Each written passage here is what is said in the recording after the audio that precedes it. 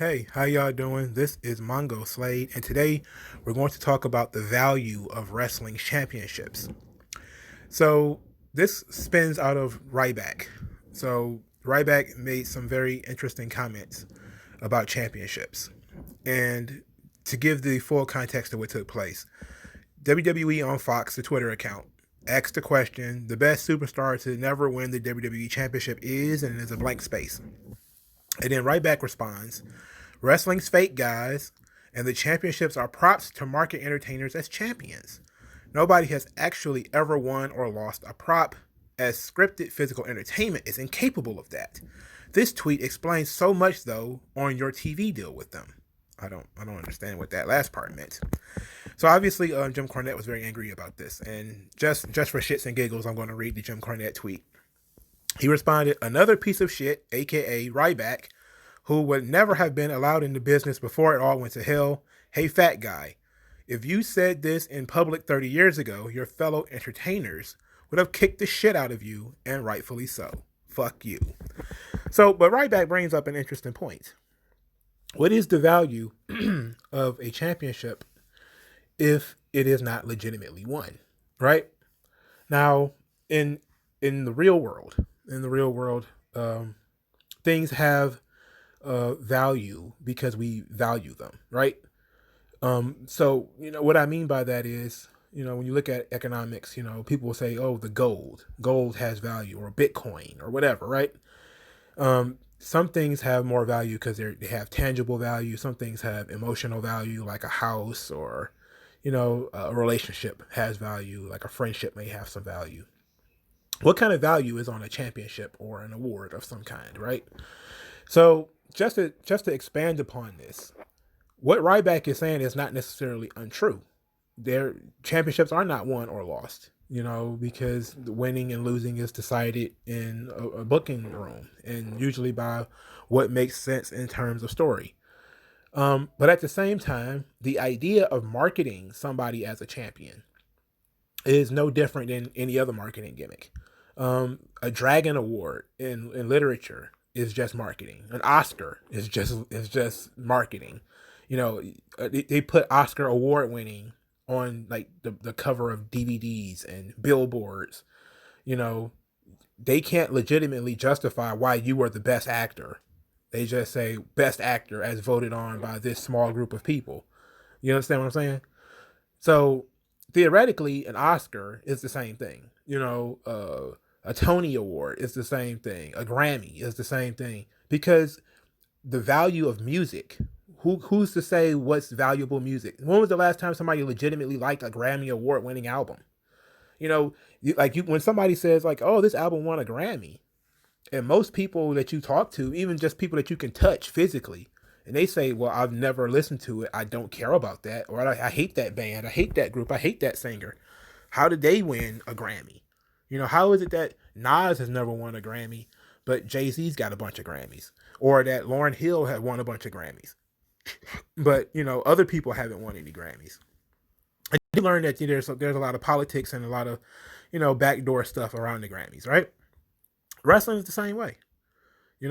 Sure, we can say, well, Mr. Perfect should have been the WWE champion, but they just Vince and Bruce Pritchard and all those guys who was in the booking room. It kind of felt like he was more of an intercontinental champion, not more of a higher level guy, and they kind of suppressed him and put him in that spot. That makes sense, rightly or wrongly, it makes sense.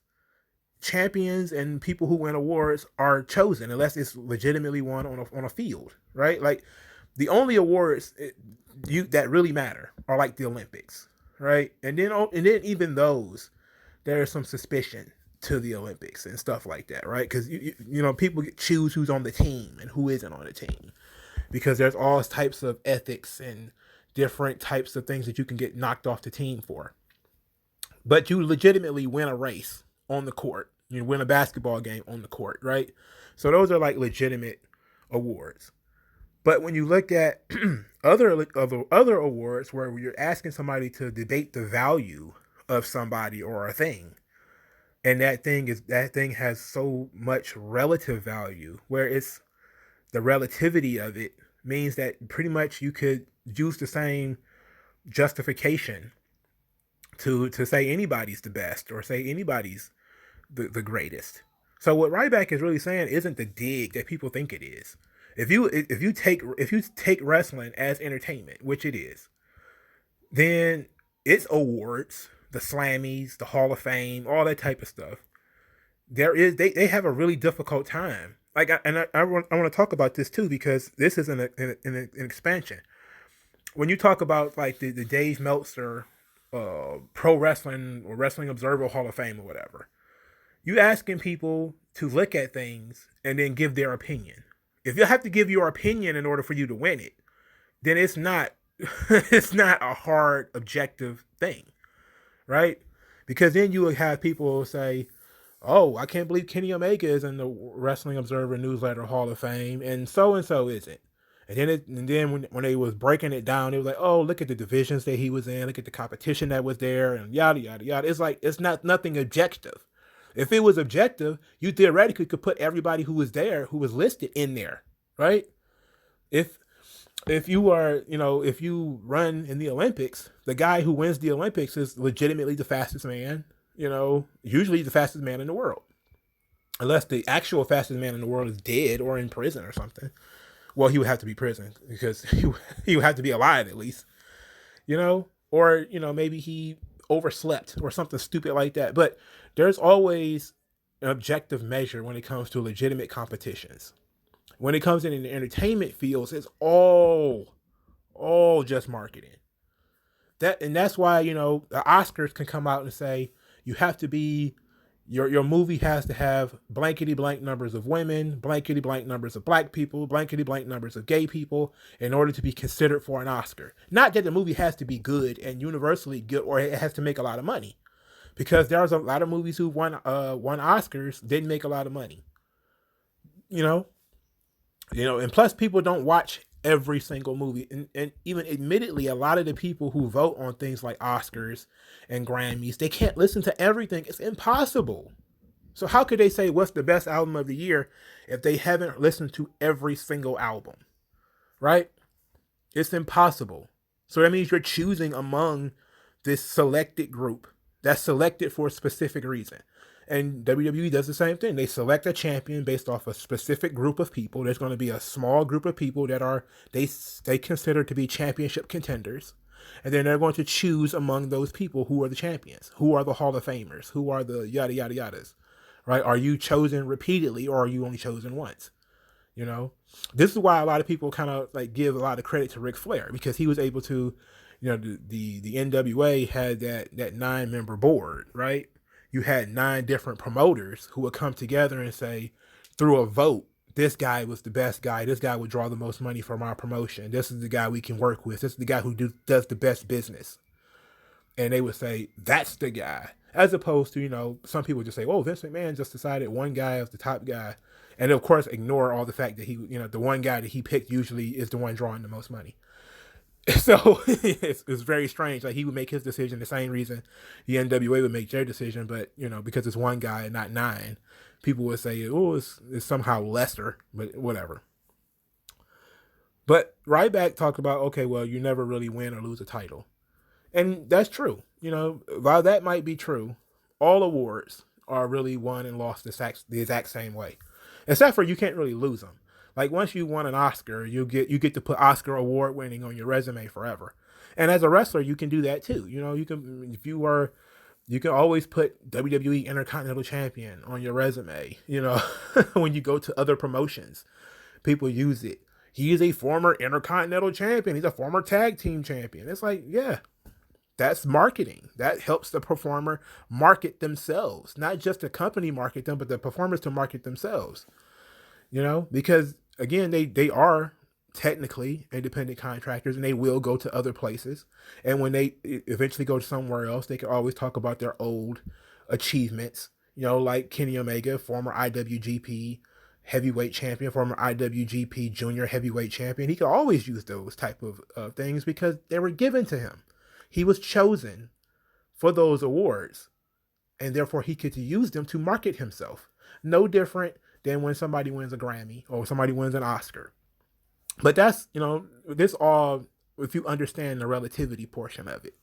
If you think that this stuff needs to be objective, like somebody needs to objectively be the top, you know, person, then you're looking at sports. And even sometimes in sports, it's not the case. The best person doesn't always win. you know, I remember that year. I remember that year that the New England Patriots lost the Super Bowl after they had went undefeated in the regular season. They lost it. They were legitimately the best team and lost it on the field. That's just kind of how it is. So let me know what you guys think in the comment section below. Like this video and share this video. Subscribe to this channel. Let me know what you guys think in the comment section below, and I'll talk to you guys later. His peers looked at him as difficult. A lot of his peers looked at him as dangerous. Yeah. And yes, we talk about it on this show all the time, that it's a show. It's sports entertainment. Of course. It is a reflection of sports. We don't use the term fake. The championship is the championship. It's not a prop. And he's wrong. I've been a world champion in 3 sports, and I consider pro wrestling one of those. But it was the politics that got me to the top. It was the fact that I'm damn good entertainer, because entertainment is in the name, the job description. Ryback can't take away what I achieved. There's no way that your bitter ass, and I'm talking to you, Ryback. Your name is not Ryback, but whatever your name is, I don't even know your real name. Skip, whatever it is. You are wrong. Every wrestler that sees your face should walk up to you and say, hey, you're an asshole. And I hope you know how to fight for real, because you know, and I know, there's a lot of people that'll whoop your ass. If I saw you, I would tell you, hey, man, you're an asshole. And if you want it with me, you could get the first one. Go ahead. Your punches taste like candy. And it's a bunch of guys out there that feel the same way that I do, the way you talk shit on our business.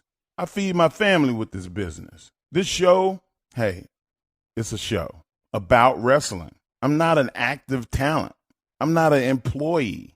But I love the business enough to not let you sit here and talk shit on it and trivialize it because you failed, because you didn't achieve, that you didn't become a champion. So you feel like it's something that's given. It's a prop. You're wrong. What have you ever been a champion in outside of wrestling? Are you a champion in your own home? Do your dogs like you? Do people around you respect you for being more than a wrestler or a musclehead? I've been a musclehead my whole life, and people respect me for it. You owe the wrestling industry an apology. If you don't, I think that pro wrestlers all over the world should never give you respect.